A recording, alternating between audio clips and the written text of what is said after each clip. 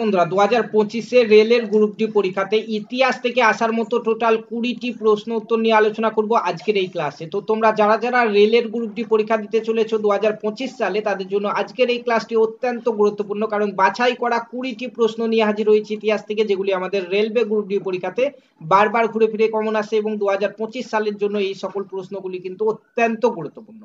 ঠিক আছে, তো ক্লাসটি তোমরা প্রথম থেকে শেষ পর্যন্ত দেখো। পাশাপাশি চ্যানেলে যারা প্রথমবার এসছো চ্যানেলটিকে সাবস্ক্রাইব করে পাশে থাকা বেল আইকনটি অবশ্যই প্রেস করে নেবে। আজকে আমাদের রেলওয়ে গ্রুপটি টোটাল 30 নম্বর ক্লাস। এর আগের ক্লাসগুলি যারা দেখোনি আই বাটনে ক্লিক করে কিংবা এই ভিডিওর একদম এন্ড স্ক্রিনে একটি প্লেলিস্ট পেয়ে যাবে, সেখান থেকে তোমরা দেখে নিতে পারো। দেখো, ফার্স্ট কোশ্চেন বারবার আমাদের রেলওয়ে গ্রুপটির পরীক্ষাতে জিজ্ঞাসা করা হয়, কি বলা হয় যে মুঘল সাম্রাজ্যের প্রতিষ্ঠাতা কে? মুঘল সাম্রাজ্যের প্রতিষ্ঠাতা কে? চারটি অপশন এখানে আছে, দেখো এর মধ্যে কে মুঘল সাম্রাজ্যের প্রতিষ্ঠাতা? তো তোমার এই প্রশ্নের বারবার জিজ্ঞাসা করা এই প্রশ্নের সঠিক অ্যান্সার হয়ে যাবে অপশন বি, বাবর। মুঘল সাম্রাজ্যের প্রতিষ্ঠাতা হচ্ছে বাবর, অপশন বি হচ্ছে তোমার এখানে সঠিক অ্যান্সার। নেক্সট আর কি কি কোশ্চেন আসে দেখবো বারবার আমাদের রেলওয়ে গ্রুপ ডি পরীক্ষাতে। দেখো 2 নম্বর প্রশ্ন, দেখো বলা হয়েছে কাশ্মীরের ইতিহাস সম্পর্কিত কলহনের রাজঙ্গ তরঙ্গিনী কবে রচয়িত হয়েছিল? রাজতরঙ্গিনী কবে রচয়িত হয়েছিল? কাশ্মীরের ইতিহাস সম্পর্কিত কলহনের রাজতরঙ্গিনী কবে রচয়িত হয়েছিল? চারটি অপশন এখানে আছে দেখো, এবং রেলওয়ে গ্রুপ ডি পরীক্ষাতে কিন্তু এটিও বারবার আসে। তো এই প্রশ্নে তোমার সঠিক অ্যান্সার হবে দ্বাদশ শতাব্দীতে।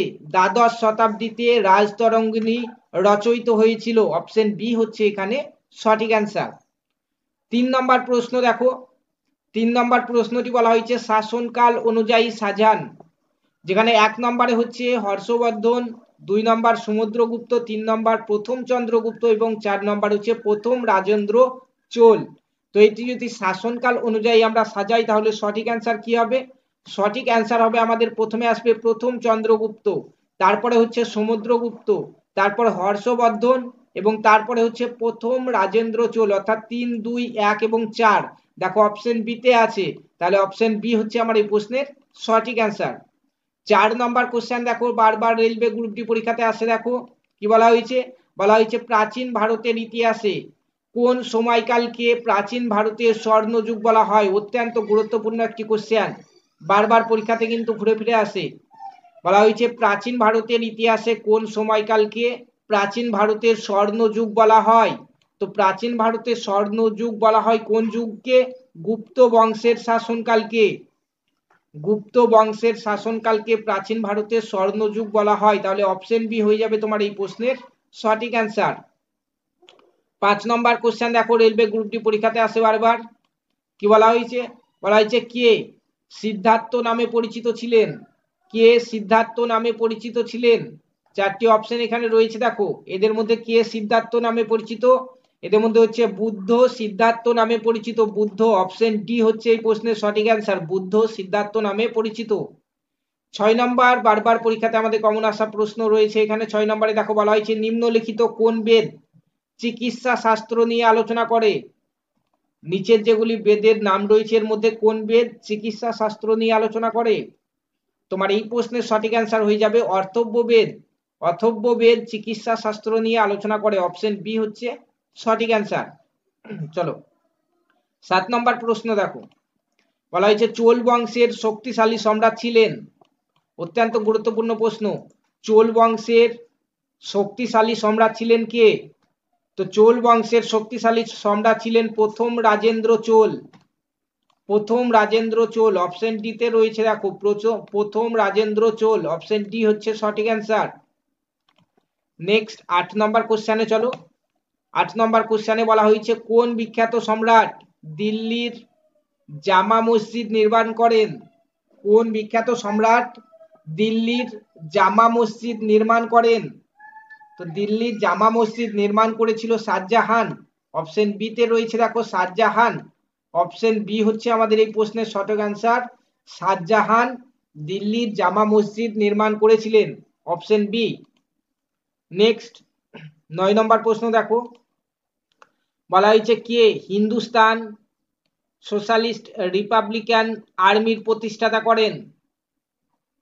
কে হিন্দুস্তান সোশ্যালিস্ট রিপাবলিকান আর্মির প্রতিষ্ঠাতা করেন? বারবার আমাদের পরীক্ষাতে কিন্তু এগুলো আসে এই প্রশ্নগুলি। তো এই প্রশ্নের সঠিক অ্যান্সার হচ্ছে তোমার চন্দ্রশেখর আজাদ।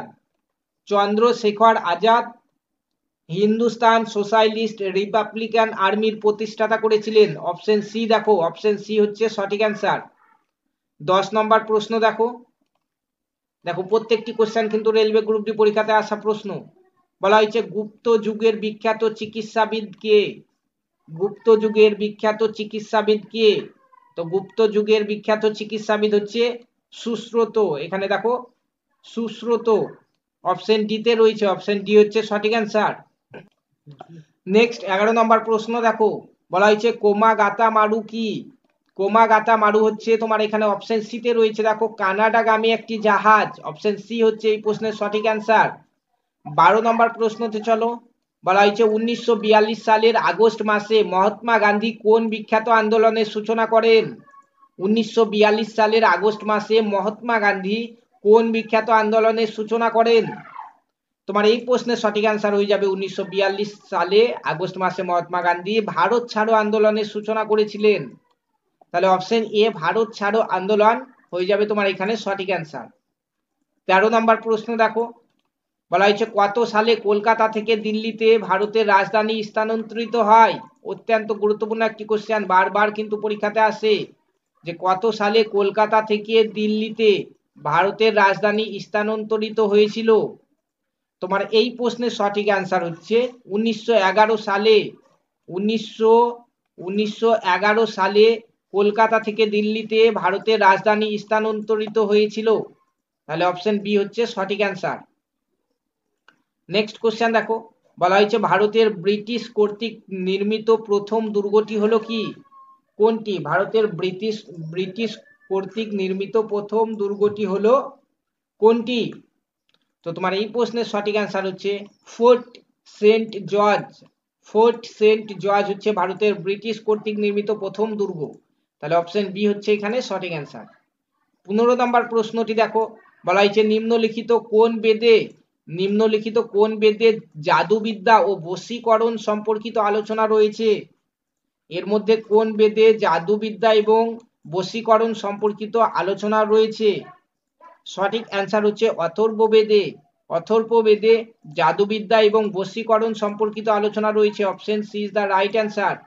16 নম্বর প্রশ্ন দেখো, গ্রুপ ডি পরীক্ষাতে এসেছিল, বলা হয়েছে যে গায়ত্রী মন্ত্র কোনটির অন্তর্গত?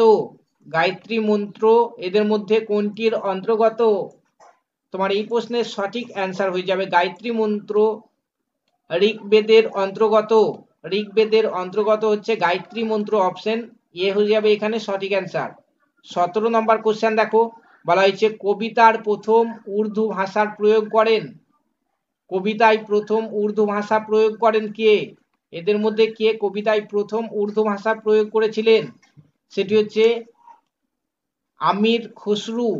আমির খসরু প্রথম কবিতাতে উর্দু ভাষা প্রয়োগ করেছিলেন। নেক্সট 18 নম্বর প্রশ্নতে বলা হয়েছে কোন মুঘল সম্রাট ঝরোখা দর্শন প্রথার প্রবর্তন করেন? কোন মুঘল সম্রাট ঝরোখা দর্শন প্রথার প্রবর্তন করেন? তোমার এই প্রশ্নের সঠিক অ্যান্সার হয়ে যাবে দেখো আকবর। আকবর হচ্ছে ঝরোখা দর্শন প্রথার প্রবর্তন করেছিলেন। তাহলে অপশন এ হচ্ছে তোমার এই প্রশ্নের সঠিক অ্যান্সার। চলো নেক্সট কোশ্চেন 19 নম্বর প্রশ্ন দেখো, 19 নম্বর প্রশ্নতে বলা হয়েছে নিম্নলিখিত কোন এলাকায় 1857 এর বিদ্রোহের কোনো প্রভাব পড়েনি? এর মধ্যে কোন এলাকাতে 1857 এর বিদ্রোহের কোনো প্রভাব পড়েনি? তোমার এই প্রশ্নের সঠিক অ্যান্সার হয়ে যাবে অপশন বি চেন্নাই। চেন্নাইয়ে 1857 এর বিদ্রোহে কোনো প্রভাব পড়েনি। অপশন বি হচ্ছে সঠিক অ্যান্সার। নেক্সট 20 নম্বর প্রশ্ন দেখো, বলা হয়েছে আমির খসরু কোন সম্রাটের সভাকবি ছিলেন? আমির খসরু কোন সম্রাটের সভাকবি ছিলেন? তোমার এই প্রশ্নের সঠিক অ্যান্সার হয়ে যাবে অপশন ডি। দেখো এখানে আলাউদ্দিন খলজি। আলাউদ্দিন খলজি তোমার এই প্রশ্নের সঠিক অ্যান্সার। বন্ধুরা এই আজকের ক্লাসের একদম ফ্রি পিডিএফ পেয়ে যাবে হোয়াটসঅ্যাপ গ্রুপ থেকে। ভিডিও ডেসক্রিপশন বক্সে হোয়াটসঅ্যাপ গ্রুপে লিঙ্ক দেওয়া রয়েছে, সেখান থেকে তোমরা প্রত্যেকটি ক্লাসের ফ্রি পিডিএফ তোমরা ডাউনলোড করতে পারবে। পাশাপাশি তোমরা যারা যারা রেলওয়ে গ্রুপ ডি 2025-এর জন্য প্রিপারেশন নিচ্ছ, এইভাবে তোমাদের সিলেবাস ওয়াইজ প্রত্যেকটা ক্লাস করার জন্য চ্যানেলটিকে সাবস্ক্রাইব করে পাশে থাকা বেল আইকনটি অবশ্যই প্রেস করে নেবে। ধন্যবাদ।